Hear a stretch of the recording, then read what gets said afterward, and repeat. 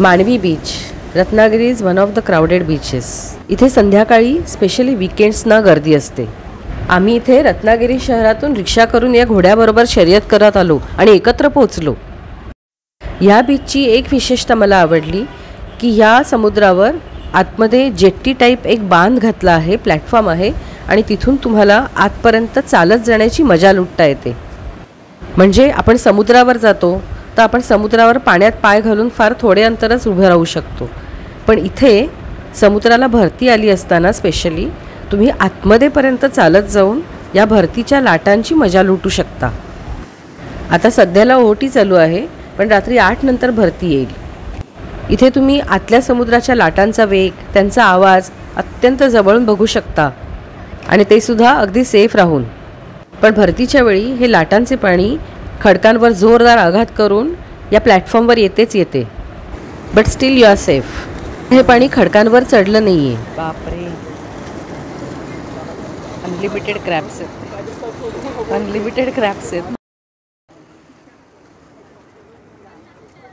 जिथे नजर जाईल तिथे क्रॅब्स.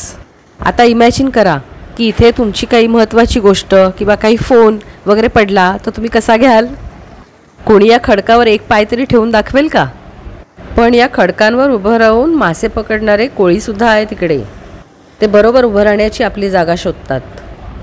हा बघा, हा मासे पकडण्याचा प्रयत्न करतोय. एक क्रॅब मी चालताना टिपलाय बघा.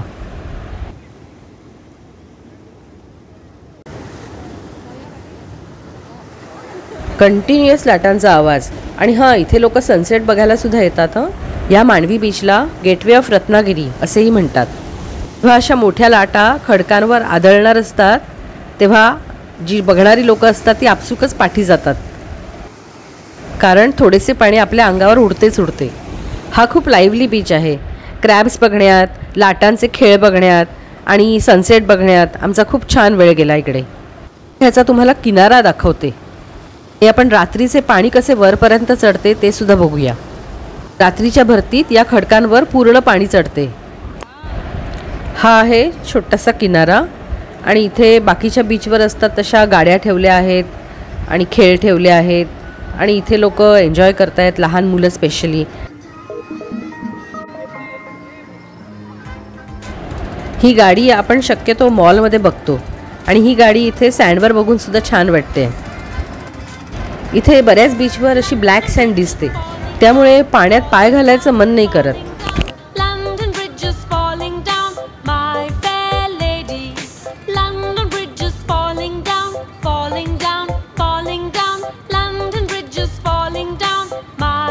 इथे स्नॅक्स खायची व्यवस्था केली आहे. भेळपुरी, रगडापुरी, पाणीपुरी, दहीपुरी सर्व इथे मिळते. त्यामुळेच एक मोठे हॉटेलसुद्धा आहे आणि ट्रॅम्पोलिन वगैरे अशा पण वस्तू ठेवल्या आहेत लहान मुलांना एन्जॉय करण्यासाठी. पण मला वाटतं थोडासा क्लीनलीनेस आणि थोडीशी डिसिप्लिन इथे हवी, स्पेशली गाड्या पार्क करण्याच्या बाबतीत. बीचेस ही आपली प्रॉपर्टी आहे, तर आपण त्याला साफ ठेवण्याचा प्रयत्न केला पाहिजे नाही. बघा, आता रात्र झाली आहे आणि रात्रीचा व्ह्यू बघा. ह्या ज्या लाटा आहेत त्या आता खडकांवर आपटून त्याचे पाणी वर येण्याचा प्रयत्न करते. And this was awesome view. तो जे खेकडे या खडकांवर होते ना, ते कुठेतरी आतमध्ये जाऊन लपले असणार. कसा वाटला तुम्हाला हा बीच? मला कमेंट्स करून कळवा. हां.